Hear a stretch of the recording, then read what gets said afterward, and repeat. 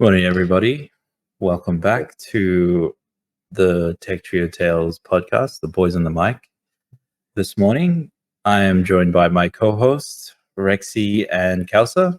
Want to introduce yourselves, guys? What's going on, fam? I'll go first. My name is Rexy, and I am a simple man. I've just recently changed all my gaming names to Big Dog Rex, so now you can follow. You can look me up as Big Dog Rex because I couldn't find Rex was already taken, obviously online. But yeah, That's a good second option, actually. This here, Kausa. Yeah, I think we all been trying to do the same kind of thing, like trying to find a gamer tag or something that we actually choose now, because everyone at some point choose their game tag back in when they were super young, and they were just it's whatever you can find. I remember mine was a game actually. It was Esmeralda Pokemon and something like that. is that the That was your name. auto generated? Yeah. I'm trying And to it- remember mine. and you put the XX in whatever. Yeah, I think I used my name because it was always. Actually, no. I remember my first character in RuneScape. It was called Ballsy, and Ballsy. that's just because I was like an immature kid that thought balls were funny. Okay, I know where you're getting. Yeah, Talking about balls, yeah. we're gonna talk about something that also relate balls later on. Definitely, mate. One of the topics for later on today. One other thing with that name though is that it had a double meaning. Obviously, balls was like the first meaning, but ballsy also means like you're brave. You're brave, yeah. When you're ballsy, you do something Wow, that requires courage. I love the connection that you've done there, mate. You've Yeah, you've gone down and then you've brought yourself up again. Excellent. Yeah. Yeah, Yeah. he's Oh, trying what are to you give it talking more about, man? meaningful to a decision that he took when he was super young. I think when we were younger, I remember because we were playing RuneScape together.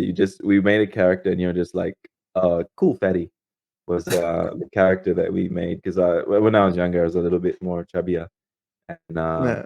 it just stuck. So I used to use Cool Fatty a lot. And you just add like numbers at the end, like Cool Fatty 69 or Cool Fatty 22. Yeah, the imagination is Yeah. limitless. But like sometimes you just gotta embrace these things, like don't care what other people think. Yeah, There's no hero. I'm not bringing it up from anywhere, but just saying, just be happy with who you are. Mm, Yeah. I like it. Yeah.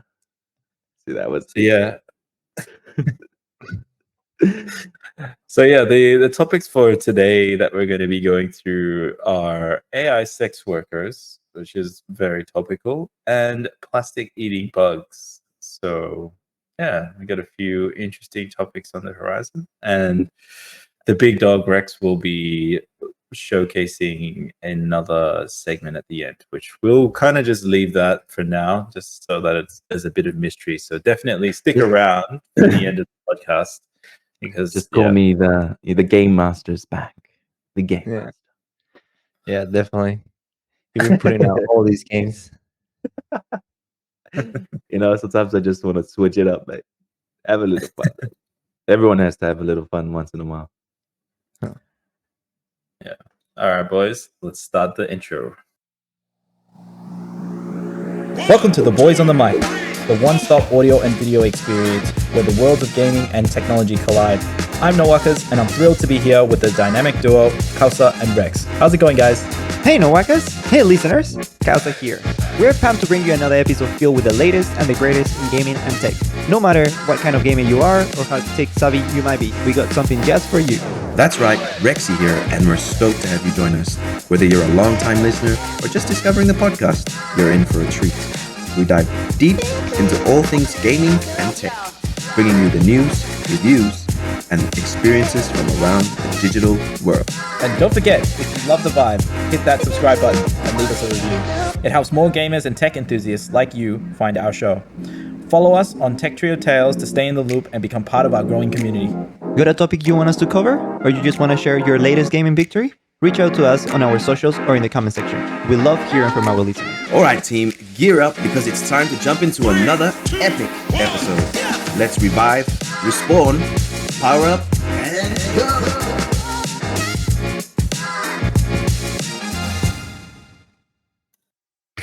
go! And go. The smoke clears.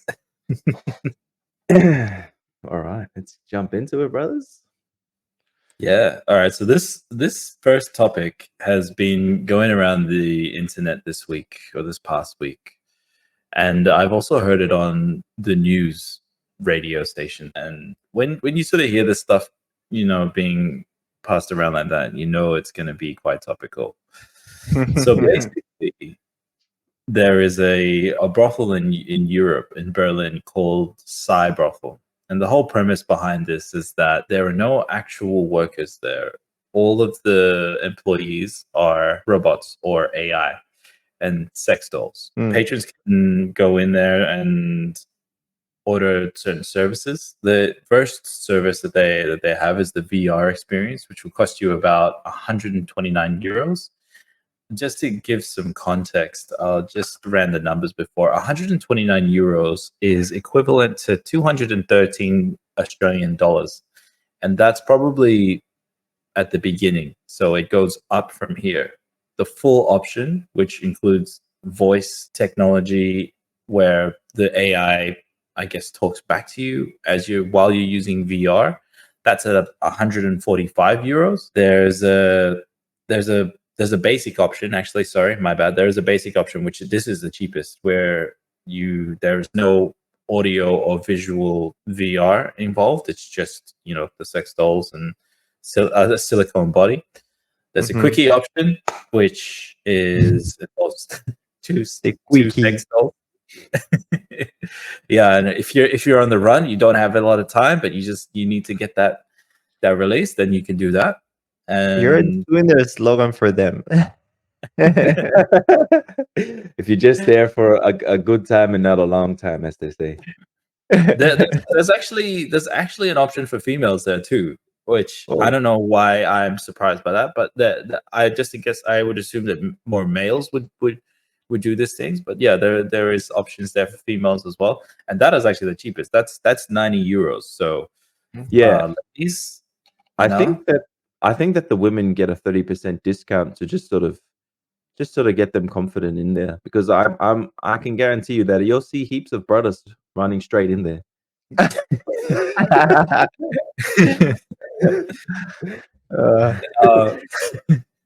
Yeah, and there's even more expensive options. So there's a 1 hour Cherry VX game with 2 love dolls. That's 290 euros. And then there's the next level is 2 hours of Cherry VX game, which again, 2 love dolls, which is 359 euros. Now, let's just have a look. 359. I've got a calculator. I've got a calculator up for you. So that first one, which is 290 euros for the in Australian dollars, that's $480. Wow. That's is that the premium? That's the creme de la creme, or? I think that's 1 hour. You get 1 game, and you get 1 bed, and you get 2 dolls. Oh, a bed. Yeah. That's wow. What a combo. So I'm guessing on the guys that are there for a good time and not a long time, they don't get a bed. They just get a doll and go. I think they get a sex swing to hold the doll in place. But yeah, they're just swinging like Tarzan. Let's go, baby. So the 2 hour version is 359, which is what, just under 600 Australian dollars. Man, I'm getting close to buy a PlayStation 5 with that money. $593 Australian. Yeah, wow. Yeah. And then there's one more level up there. They've titled this The Unbeatable Deal. Over 15 hours of all-inclusive pleasure for just 459 euros, which is the same cost as a PlayStation 5. $759. Man, 700. that's marathon there. Yeah. Like you are training for a marathon. Hey, I'm pretty sure you could have a Netflix and chill with this girl or this bot, whatever they refer to. Then have a rest, go again, and then this is 15 hours, man. That is a long time. That's almost a whole day. Yeah, you check in at 10:30 p.m. and you leave the next day and at 2 p.m. So you get the night and then the morning and then in the You afternoon. get your that's breaky, that. and you It get could, more. it could essentially be the virtual one night stand with breakfast and lunch included. There is So- also one more feature. You can add for 39 euros, which let's see how much that is. $60. You can add a voice actress who will, I guess, speak to you through the speakers, cater to your fantasies, and provide additional stimulation. So Oh wow. Okay. Yeah, and I believe that this voice actress is prompted through AI, so it uses AI to interact. So there's no when you- human interaction at all. Uh, I guess it sort of gives you the sense that it's responding to actions that you take during the I don't know, during the process. Yeah. No, I get what you mean. It's more like my question was because in just sex in general, like technically is like what we're seeing is interaction. Like it's not necessarily like pleasure, but what they're aiming it's totally the opposite. It's inanimate. But I think in the future what they want is to bring as close as the human interaction as possible. Right. I kind of Yeah. like that. I think it's speech, temperature. Even just the eyes when you look at someone, like just you can read the emotions by looking at someone. Yeah. Yeah, So you're- it's just I think it's more complex. Sexy eyes, as they say. I wonder if they could have auto tracing with your eyes, just Oh, following you. see? Oh my Easy. goodness! Yeah, you see, Talk like to me they with those eyes. what kind of eyes do you like? Blue eyes, There red? you go. Well, there Red eyes, you could customize all of that demonic yourself. eyes. I need a demon. More funny, I think even to track your movement, I think they put like sensors on the hips or something like that. Yeah. To make it So more responsive. yeah, to make it more responsive. But question: in Cyberpunk, we've seen that you can choose the size of your penis, right? Yeah. Now, will you be able to do the same thing on the VR? Well, And yeah. and will it correspond with how the doll or the character is reacting? Is Yeah, that what you're sort of going for there? So that it's like Oh, you mean mine. like if you need like a little ego boost? Is that what you're talking about? Yeah. That's more of what I was talking about. The so yeah, ego. you're saying you want to go from a snake to a dragon. Yeah. Yeah. You want to spill fire? Yeah. I mean, 100%. I'm sure imagine that's if what the this could give you. yeah, like imagine if the AI have a profile, like kind of like this is what I like, like, and then you adjust yourself also to that, so the whole experience becomes kind of like I'll give you something, you give me something. Like a role playing game. Yeah, Well, it is a VX game, so it is a game. So potentially, like you could sort of try and like maybe What's meet your high score? sort of like high score or like complete objectives within the 15 hours that you're there. then you have your leaderboard next to you. Yeah. And you're in VR as well, so like I'm sure they would have like live stats, and maybe they connect to your heart or Your whatever. RPM, your heart rate, What's your intensity. thrust What's your capacity, right? what's your VO2 max? That's I'm training for a race at the moment, so VO2 max is very important. How much oxygen you have in, because it affects how long you can go for and how consistent you can be. Ooh, There you go. You're Stamina. going to the sporting side of things there, Noaku. Just There might hook be up your VR experience to there Strava might and off you be go. there might be S sports soon. Yeah, That, it'll then be your like the mates are, intensity is high, but he hasn't moved anywhere. He stayed in one room. yeah, and your mates are like, oh, what is this guy doing? Like he has just scored like, I don't know, like 100 kilometers in one day. What? Oh wait.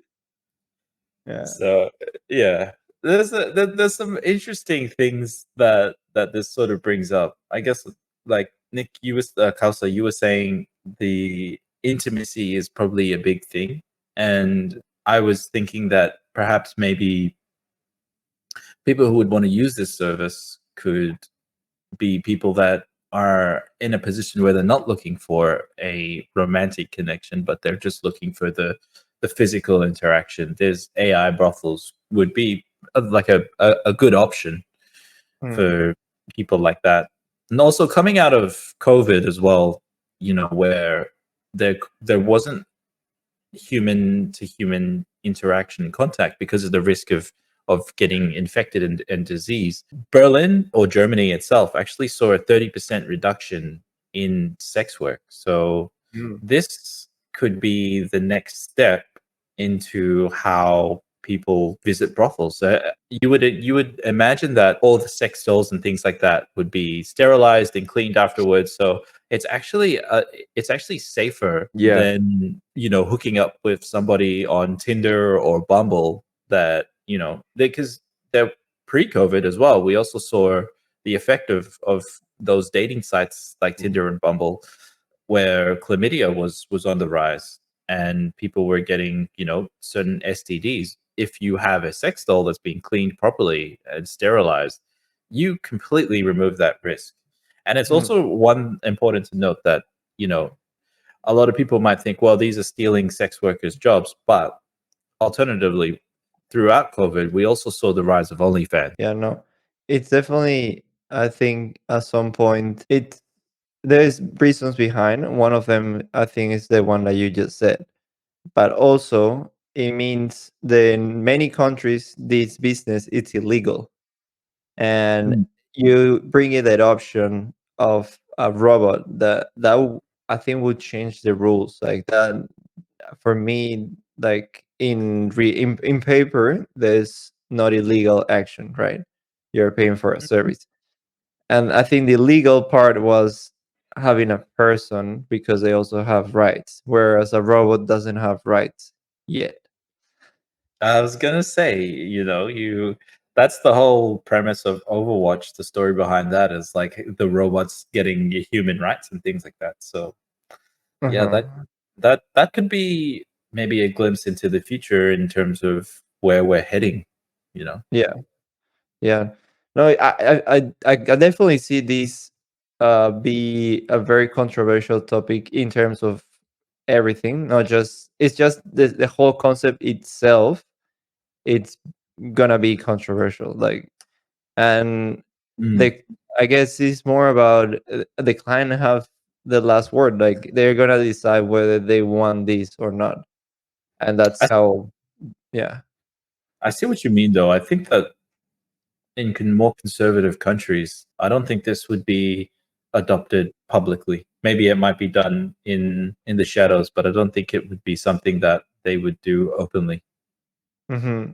We were talking about these AI sex workers and how perhaps conservative countries would handle having these services. I think that personally, probably it wouldn't be something that would happen very quickly. Mm. Maybe in the future, but at the moment, I don't see it happening very fast. Definitely. I guess once it sort of becomes normalized, then it'll be a bit easier for it to legalize. Mm. But I guess it all depends on the country's rules and regulations behind it. Yeah. Yeah, that was something that Nick mentioned. Yeah. At this point, it's just a niche market. It's just someone that probably wants to try something new, spice it up a little bit, or but in general, will all depends if that it's been accepted by the customer, and that's how I think we reach to the point or whether it will work in the future or not. Because Yeah. technically, like you can bring awesome ideas in any topic, and then not necessarily they become real, or probably they become real, but they don't pass through the stage of maturity. And just like Trixie said, it's maybe not normalized. So I do have a story, and I think to tell this story, I'm gonna have to be very vague and leave out a lot of details. But I had a mate who we went out partying one night, right? So we went out drinking and we're having a good time. And as the night was sort of ending, we're getting ready to go home. You know, pack it up. Let's go home. And he said to me, he's like, "Hey, look, I really want to go to a brothel." And me at the time, I was single, but I didn't have a lot of money or anything, and I think I was just sort of I'd never done anything like that before. So I said to him, I said, "No, look, it's probably not for me, but you know, if you want to go, then you can." And he goes, "No, no, no, come with me, please. It's something that I really want to do tonight." And so, and he also said, "I'll pay for you." So I said, "All right, well, that was the only thing stopping me." You were very intrigued, eh?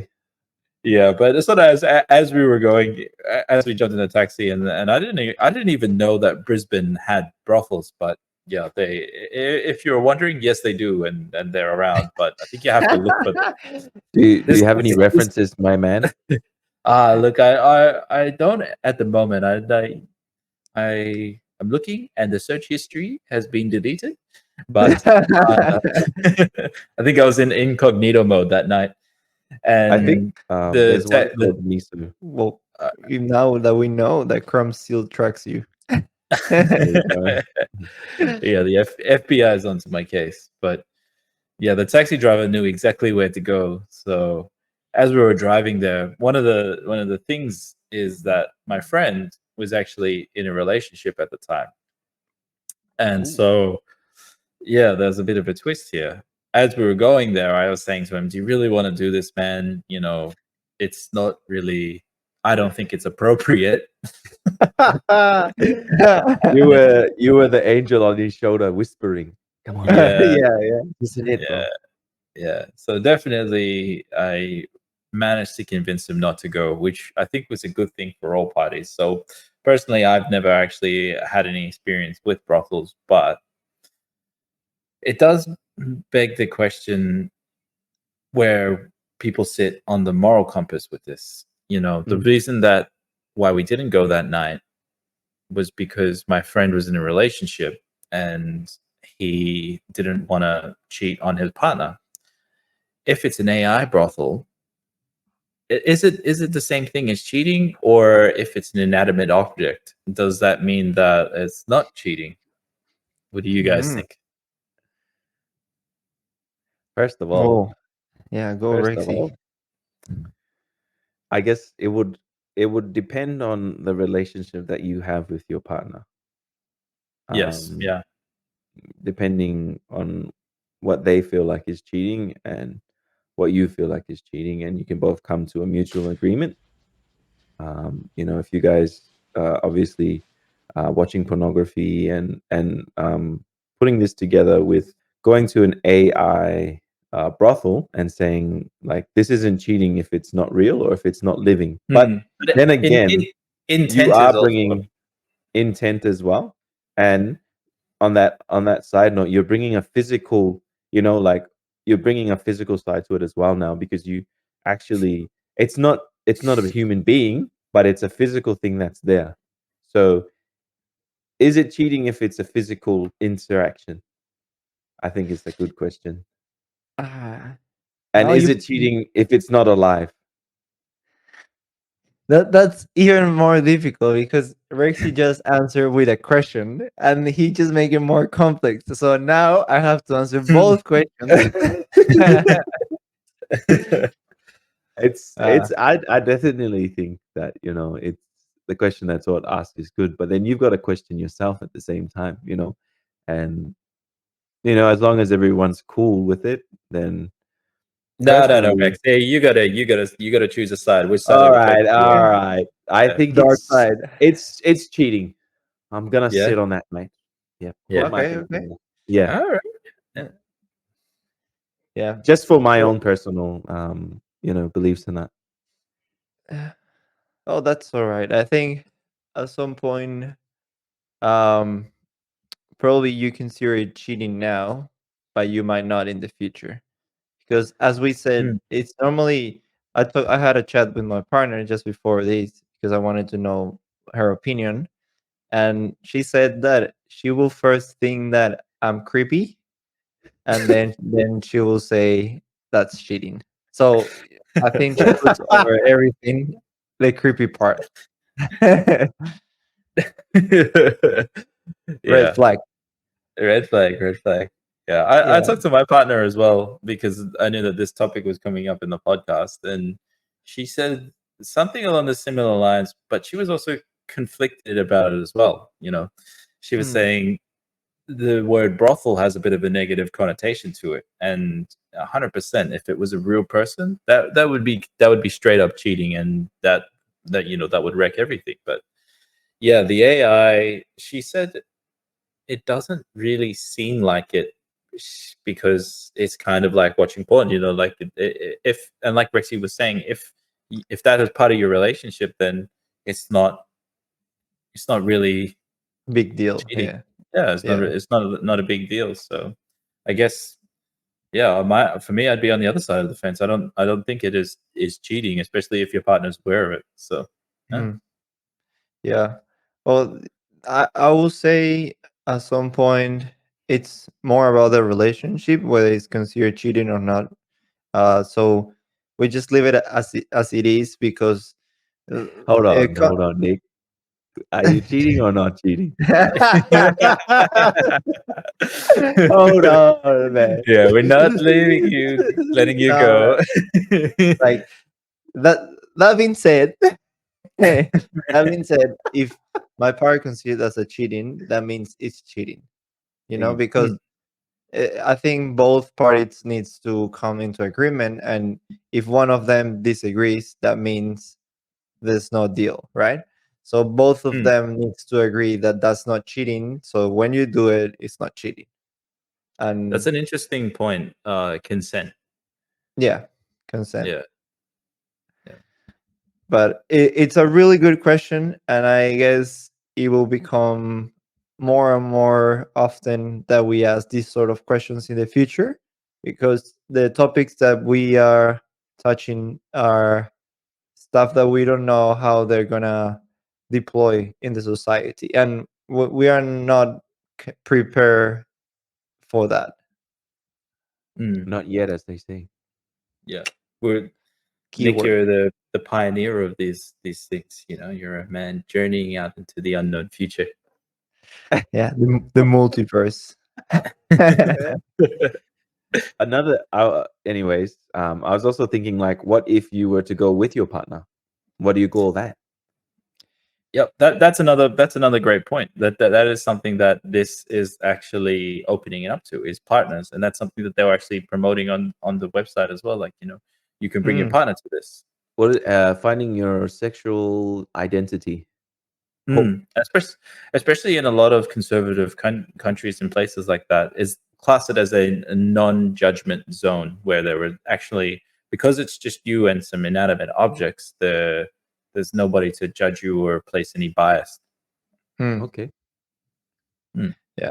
Hmm. So if, and also, what about if you haven't had any sexual encounter and you're like getting into the point that you are nervous and you don't want to screw up with your first girl, and Mm. then you said, "Oh, want to train," Yeah. and then you're Need to practice.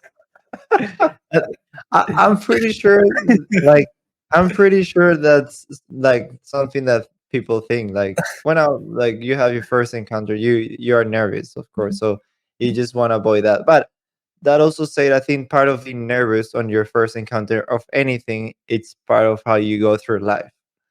So you're Yeah. killing that too. You Mm. got it. He might Here's be level a 30 by the time he leaves that dungeon. Yeah. yeah. Here's an interesting comparison, but a lot of people don't know this. In F1, the number one race driver, Max Verstappen, he is also ranked number one in the video game F1. So he did a lot of training before he did the real thing, Hmm. and he's the best in the world. Okay, I see what you're doing there. I was like, how is this relate to this? And then, You might see oh, some, iconic yeah. people that you usually watch. They Okay, might so be in you're the saying, metaverse. you're saying, if I train more, I'll get the leader, like the leadership on this. Oh, A okay. ranking, and Yeah. Yeah, then And I then don't you know. It will might have a leaderboard to prove it. That will be your evidence. Like, come on. imagine in a world where, like, let's say you had a dating profile, like a Tinder profile, and it shows your rank with with AI. It's almost like a badge. Yeah. It's like, ding. Yeah. So, anyways, I think it's cheating. Noakas doesn't think it's cheating, and Kausad, I still didn't get your answer, mate. I think it said I'll, it It's is it's cheating, right? cheating. Oh, yeah, okay. Yeah. it's cheating. Okay. And I'll At this say point. at this point, and that could change. Yeah. All right. Sweet. So you're saying there's a chance. Never close the door. I'm still not convinced with your answer. It's still a bit shady, but no worries, mate. I'll keep it ambiguous. Yeah, let's keep it in the gray area for now. Okay. No worries. All right. Well, I guess our next segment. Now, this is one that Kausa did some research on, but we've all sort of done a bit of background knowledge on it. But I'll just introduce it, and then Kausa, I'll let you sort of go a little bit more into depth about it. But the basic premise, or the name of this segment, is called "Plastic Eating Worms," and would this be the ultimate solution to sustainability and some of our problems with plastic and things like that? So, Kausa, you want to jump in? Yeah. Well, we know that plastics they are a big issue in the whole climate change, and part of it, the reason why, is because they take so long to decompose, and then the issue with that is like, even we seen on the news that even the fish that we're eating at the moment have microplastics, because Yeah. they just don't go away that quick, and that means there's not a simple way to get rid of it, and it always ends up in landfills and the ocean, and that means it's polluting part of the ecosystem that it's around, surrounded the whole world. And when I saw this news, I said to myself, like, oh, this could be actually a really good way to deal with it, because we know always, like, animals itself, like evolution, have a way to Mm. come back. And I think earthworms at this point, they said that they could eat some sort of plastics, not all of it, and this could help to create a safe environment where they can get rid of a lot of the plastic that we use, and that way also contribute to a norm to creating I would say a control pest, because the issue with this is not just putting the worms there and they, oh, come on, you eat this plastic and make me a favor. These guys are not gonna stop, right? Like, they're just gonna spread like a pest, and they're already a pest, but you Yeah. you wanna deploy these very mindfully. Like, you need to know what is going to happen, right? And I think that's one of the examples that I had for you guys. It's Australia. We had a long time ago, someone told me that they brought in can toads. Do you know Mm. a bit of that story? Yeah, so they brought in at the beginning. They had massive sugarcane fields in Australia. It's like one of our largest exports, and we were going through a time where there were a lot of pests. The grasshoppers and things like that were eating the plants and destroying them, like destroying the crops, basically. And it would, yeah, these massive plantations were being infested by these grasshoppers and insects, and they brought in cane toads to kill the insects, and it worked. But the problem was there's no natural predators for cane toads in Australia. So they got rid of all the insects, but then they became a pest themselves. That's Yeah. interesting. What is the natural predator of the cane toad? There's not. That's Yeah. the problem. Like, Oh, okay. yeah, like that's a good question. Probably in the normal habitat, who is the natural predator? Mm. I would say sometimes bigger reptiles are are the predators. Probably birds at some point too. Bigger I know birds. I know really smart dogs like huskies and things like that. They can actually lick the backs of toads and they get high off it. Oh, oh, I never heard that. Yeah. It's if your dog is smart enough and they live in Queensland, they'll be high all the time during summer. That sounds like an Aussie vibe, as they say. Yeah, no. I try to keep Django away from them at all costs, because once he finds that out, he's gonna be just zonked out constantly. I was always scared when we initially moved here and we got dogs that the toads were gonna kill my dogs or kill our dogs. Yeah, that is Oh, possible as well. and I was the type of person that was scared to kill them because a lot of things that they do to toads here in Australia is pretty crazy. Like Mm. hit it, get the toad, freeze it, and then use a golf club and whack it. So I couldn't bring myself to do that. So I would gather all these toads in a bucket and go to the nearest park and throw it there. Just be free. Like, infest this park. Go. But Yeah, I absolutely hate touching them. Oh man, yeah, they're just I don't know. The texture. I feel weird about it. Yeah. yeah. Yeah, well, I guess this is a perfect example of deploying animals in a habitat that they're not used to, and Mm. especially insects. They are the harder to control because of their size and because of the amount of like the levels of reproduction on them. It's crazy comparing mammals, let's say, because So out of one um they can come 100 or thousands. yeah, so during the process when they're actual worms, eventually they turn into moths, correct? Yeah, And that's right. when they stop eating plastic, and that's when Mhm. they produce more worms.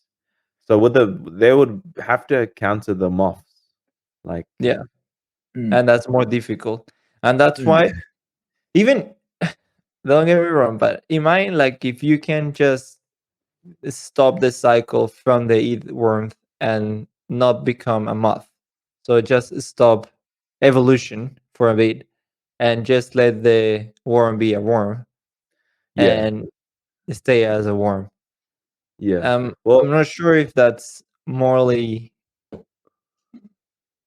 like the way to go, but that's probably the way to keep the caterpillar as a caterpillar.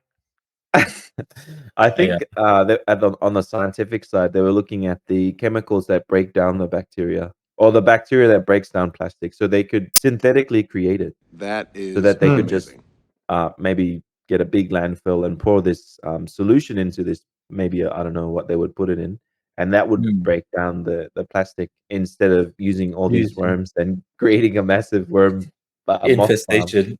Yeah. Yeah. Well, Yeah, that sounds more like the best idea and the best yeah, solution because we're using the animals. It's almost like vaccines. We use the animals, we use humans, we use everything that we have in our power to find the tools that we need to break down the problem. So it's not technically you're gonna use the worm to like just fix all the problems of the plastic. It's just you use the enzymes, you use all the learnings, and you yeah, create a synthetic solution. Yeah. yeah. No, that I think that could work, and that's Mm. probably the best way. They should be deploying this. That is Yeah, and amazing. then they could just mass manufacture it without obviously having these big infestations and having to worry about it getting out of control like the cane toads, Yeah. which is probably something they would have thought about as well. Yeah, yeah. And I think on the video they also said like that's not the way. The video was from BBC, and there were scientists that were talking about that. I think they've seen this before, so it's not Yeah. the first rodeo. Yeah. At some and point, you we would, got to learn. yeah, Yeah. you would think that humans would learn, which they I didn't. gotta mention, I had a problem with the moth infestation in my house, and that was a very difficult thing to get rid of. That's just one So, household. yeah, Exactly. Yeah. I think having a whole dump site full of moths is like a nightmare to me after my experience. Oh, oh. They're pretty Give me big the too, chills. Like they're Yeah. not small. Yeah. Okay.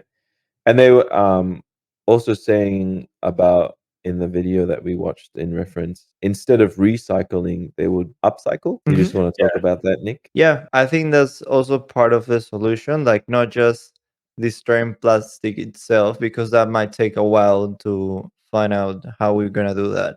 But it's for the time being, it's how we can reuse this material. And the way they were saying, like it's every time that you break down like any material, the more that you break it down, the more easy it is to reuse, but it also lose some of the components. So the more that you do this upcycle, it means like less you can create. But Yep. that being said, you keep creating until at some point the plastic also doesn't have any components at all. And that's one of the other solutions, which is basically keep reusing plastics, reusing it until one point the time that takes to There's nothing destroy left. there's nothing left. Yeah, exactly. Yeah, I think they were trying to do that too. And what were the exactly products that they want to use it? I think vanilla. Vanilla ice cream. So they're using Yeah. the E. coli from the actual worms, which has a similar. And that's another thing. Like in a lot of the products we eat today, there is actually a lot of microplastic inside of it, but we're not aware of it because Aware. it's on a microscopic level. Microscopic level, sorry. Yeah. So they were also saying that they could use it to make ice cream because they had a similar chemical, and they could also use it for pharmaceutical tablets, also clothing. But That's yeah, interesting. Clothing. Yeah. but you see, like there's multiple things that you Yeah. can use. Upcycling options that they can use. So the potential is pretty cool. Did we mention the time it takes for the moths or the worms to break down plastic compared to the natural process? Was it much quicker? I think it was, right? So Yeah, we haven't mentioned that before, but definitely it's much quicker. Like on the scale, I think plastic depends on the type of plastic. They could take up to, I think, 100,000 years just by breaking it down. I think it could go down to 1,000, which is like pretty impressive comparing what it normally takes to plastic. Yeah, I think yeah. it's within hours, man. So hours compared to years is a big up. And the process that they go through, right, is oxidizing the plastic, right? They add oxygen to it to break it down. Enzymes and oxidizing it helps the degrading process. Yeah. And I've seen like at the beginning, sometimes I'm skeptical when I see these sort of things, but I saw many people on the comments and people were commenting on the internet that the beekeepers, they've been working with these plagues before and they seen eating the plastic by itself and they thought that they were just chewing it. Like it's almost like a cat when you give it something to chew and they just play with it, but they didn't realize that they were actually digesting this. And that was the key of the finding of these Worms. It's basically that they were actually eating this, not And just digesting it. digesting it. That's right. I think like the lady that actually discovered it, she discovered it by accident. She was actually working on something else, and she put some of those worms in a plastic bag, and then she realized they were eating the plastics. Yeah, Yeah, it's a cool finding. It's almost like when you say, "Oh, how did these guys find out this?" And it's an accident. It was an accident. Yeah. Yeah, I think Yeah. there's like a lot of discoveries like that where people had been working on one thing and then they accidentally find or discover things. And it's Mm. probably because they had done things that they wouldn't normally do. You know, they were just Mm. testing, or they did something that they wouldn't test, but then they realized that that is actually a solution. Yeah. Mm. And then out of curiosity, they keep digging more and more, and they say, "Oh, well, there's actually a potential here." I wonder if Yeah. there's a learning to that. Whereas if you want to discover new things, it's not probably going to be the main thing you're focusing on. It's going to be something else that you accidentally do. Yeah. It's like, "Oops, I will fall into this." But it's definitely a good scientific discovery, and I'm very excited to see where they can go with it and what we can create from it, because there's such a massive plastic wastage around the world. I'm pretty sure there's an island somewhere in the South Pacific Sea where of just plastic. When they're Yeah. saying the guy that created coffee pods actually regretted making it after the amount of plastic wastage that was created Mhm. from it. The environmental impact that he had on the Yeah, world and is I terrible. think we mentioned this on another podcast, and it's an Mm. enormous amount. Like when those pods got popular, man, people were going through them so much, and I think that's why they created those biodegradable ones. Other stuff you guys want to talk about the worms before we jump into my game next segment? Game time. No, man, I'm ready. I'm ready for this game. Let's do it. I wouldn't say it's a game, but I've sort of come up with a tech and game buddy meter quiz where it's sort of you'd answer a few questions that I give you, and based off your answers. So each question has four answers, and those four answers have points behind them. And so Mhm. I'll ask you the five questions with the answers, take down what answers you guys write, and then at the end, I'll tally the points based off your answers. And then that can sort of give you a tech and gaming profile, if that makes Okay. sense. Okay. And there's no wrong answer. This is just Okay. all fun So and I'm not gonna be judged just to sort of expose you guys, I guess. more than we already did. Maybe we need All an right. AI game host so that there's no judgment. I'll make no judgment. No judgment is passed, as they say. All right. So you guys ready? Yep. Yep. Okay, so the first question that I have is called Mystery Package Madness. You find a curious package addressed to you. Inside of this, there is A, augmented reality glasses, B, a classic console preloaded with your favorite childhood games, C, a robot chef that whips up your favorite meal on demand, and D, a quirky gadget box filled with tech you've never seen before. Easy money. I got my answer. Okay, so let me know what your answer is. So mine is the quirky tech stuff that I never seen Okay. before. Okay, so you chose D. Yeah. How about you, Marcus? I was gonna go the quirky one as well, but seeing as you chose that, Nick, I'm going to change my answer now to the augmented reality glasses. Okay, that's cool, bro. All right. All right, the second question is, if you could live in a video game world, which would you choose? A, Cyberpunk 2077, which is a vibrant and futuristic world full of neon and cyborgs. B, The Legend of Zelda, like the Breath of Wild. So it's like whimsical and expansive and perfect for exploration. C, Animal Crossing, which is sort of like cozy and charming with like friendly neighbors. And D, StarCraft 2, which is competitive, strategic, and you got to test your skills in that crazy world. So which one will you guys choose? Just quickly, so each world has a different characteristics. The ones that I gave. So it's Cyberpunk, Legend of Zelda, Animal Crossing. I don't know if you guys have ever played that, but it was a popular game on Switch. I never Yeah. played, but I know I've seen videos. Yeah. Yeah, and StarCraft 2. So what was the thing with cyberpunk? What was like the characteristics of that? Vibrant, futuristic, full of neon and cyborgs, like neon Okay, lights yeah, and that. that's It's me. like boom. Yeah. That's me, baby. Okay. So you've I'm cyber. chosen answer A. Okay. How about you, Hermano? Nix?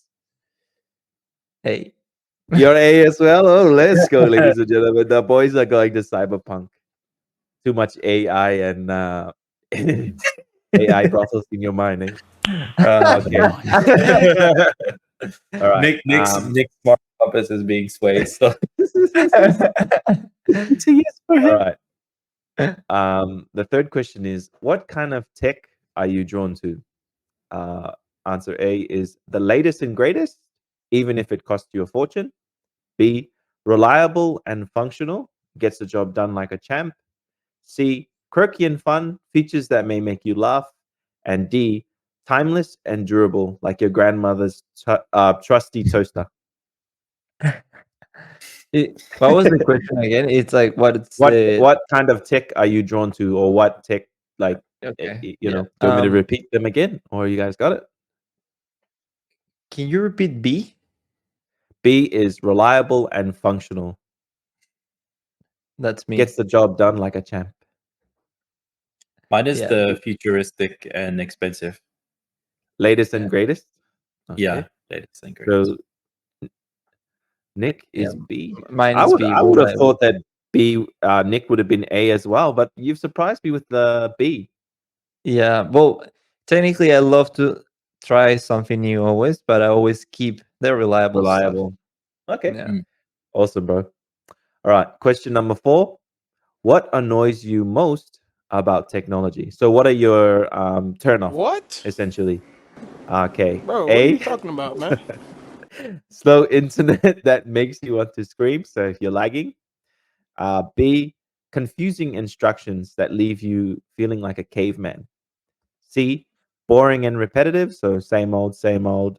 And D, sort of privacy concerns, like feeling like you're being watched. You know, like sometimes when you have your webcam and you're like, bro, I didn't turn this webcam on and the lights on, and you're like, "Ooh, okay, is somebody watching me?" Yeah. Yeah. That's has happened to me every time I go into Instagram. It like now Apple tells And you the if light. Yeah. yeah, and I Yeah. always get annoyed to just close the app. But Okay. So that's your one, Nick? The privacy? no, not really. Like it's not a biggest concern. Um, I'll say it's between A and B, which A was Internet. Slow internet. So internet, lagging. Yeah. and the other one Slow is a internet cave that makes you want to one. scream. Yeah, And yeah, B is confusing instructions, leaving you feeling like a caveman. I go with B. Yeah, B? No yeah, worries, mate. it's annoying when you don't know what you have to do. All right. How I'm a about bit you, the Marcus? I'm a bit the opposite. Hey, like with if the instructions are confusing or vague, I find it more rewarding when I figure it out and I actually like solve it. Yeah, But for me, coming from a country where the internet was really bad, we used to connect with dial-up. yeah. That for me is actually the most annoying thing. And even today, even though we have really fast internet and all that, it still kind of bugs me that All we right. don't have better internet. Mm. So you're gonna go with A? Yeah. Hey. No worries. All right. Final question, guys. If you win the lottery and can have any futuristic tech you dream of, what do you choose? A, a personal teleportation device where you can beam yourself anywhere instantly. B, augmented reality contact lenses, which overlay information and interact with the world seamlessly. So sort of like AR. So, but eye contacts. Uh-huh. C, a motion reading AI assistant that understands your feelings and anticipates your needs. Did you get that one? Yeah, yeah. Yep. Yep. And D, immersive virtual reality world where you can escape into the mind blowing digital experiences. Ooh, yeah. That's another easy one for me. Go on. What was it? Give it to your- me if it's so easy, mate. I always dream about teleportation, like a thing like just that what Piccolo was doing there. I wanted that too. Yeah, What do no, they call that in Dragon Ball Z? Instant transmute. No, Yeah, there was a instant name for it. transmission, I think it's Yeah. called. Like that. Yeah. Okay. How about you, Yeah. Marcus? That's a difficult one. I'm stuck. I'm torn between the VR and the like the permanent augmented reality. I think the uses for the actually I think I go with the contact lenses. Because It's- especially if nobody else knows that you've got it, like you could be just cheating on a test or getting all this information. Well, You know? that's a thing. That's a thing that's sort of coming into the world soon. Is actually glasses like that or prescriptive glasses, and you Mhm. can actually get them probably about $500 or $600. The only issue is that the quality or like the resolution isn't there yet. Mm. But you can actually get glasses like that, so like spectacles, which is I think is pretty cool. We're Yeah, not definitely far off. we're not far off, but we're like it's getting there, but it's not there yet. So you choose the augmented reality contact lenses, Mhm. and Nick has chosen the teleportation Teleportation. device. No worries. So that brings my 5 questions to the end. So just give me some time to calculate all of this.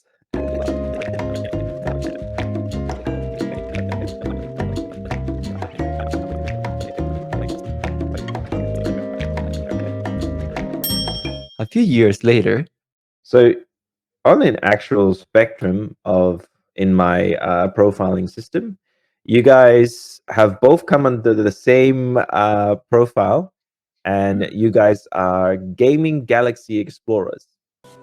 So you guys are that's the title that was there that I created. Anyways, you're always up for trying new games and getting lost in amazing worlds. You guys are a true gamer at heart. So you guys both fell under that. So I think that's pretty cool, and I think that's pretty son accurate. of a bitch. I can. Did you- Sorry, I was gonna say, did you do yourself? did I do myself? Yeah. No, I didn't do myself because I created it. I felt like there would be a bit of bias, but maybe next time you guys can create a game and you know can Well, test maybe me. maybe ask the questions to yourself and then find out your answer, and then we'll post it at the end of this video to see what Rexy was. yeah, yeah. I'll be waiting for that answer. Okay, no worries. Okay, no worries.